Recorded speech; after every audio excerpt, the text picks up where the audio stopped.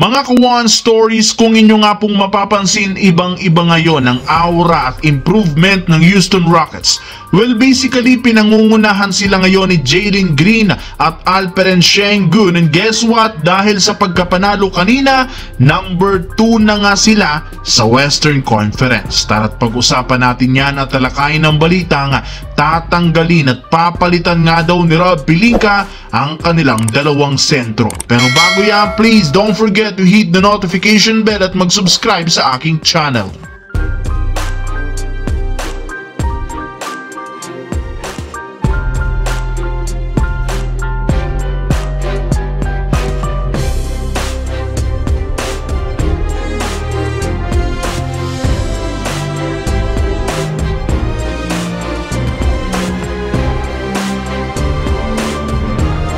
Kung inyo nga pong matatandaan mga Kawan Stories, nabitin nga po ang Houston Rockets na makapasok sa Western Conference Playoffs matapos lamang sila nga maging ika-11 sa standings. Kaya hindi na nakakagulat bakit mas gigil nga po silang makapasok ngayon.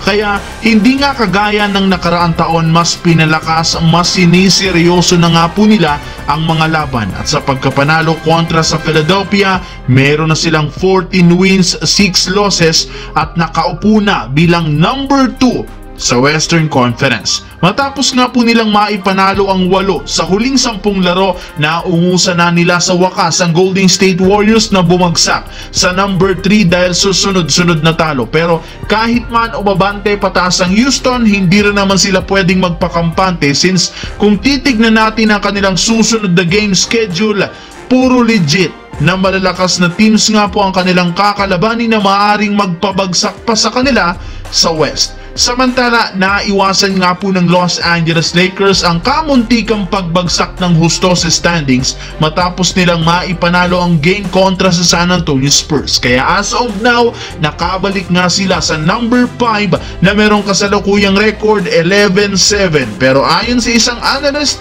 napakalayo pa rin naman ng Lakers para maging competitive. Hirap na hirap pa rin naman sila na talunin ang makupunan na merong winning record, kaya ang isang solusyon, gumawa nga po ng malakihang trade para mapalakas ang lineup, which is ginagawa na rin naman ng front office. Ayon nga po sa isang source, busy na nga po si Rob Pelinka na makipag-usap sa ibang team kung saan may ilang players na nga po sila ang inaalok na, kagaya ni na Jackson Hayes at Christian Wood. Yes mga Kawan Stories, hindi kayo nagkakamali sa inyong narinig. Ginawa na nga pong available ng Lakers sa trade market ang kanilang dalawang sentro na magagamit nilang asset para makuha nila ang ilan sa mga matunog na pangalan sa trade deadline. Sa dami nga po ng mas magagaling na big man posibleng maging available sa trade, magiging madali lamang para sa kanila na palitan sina Jackson Hayes at Christian Wood.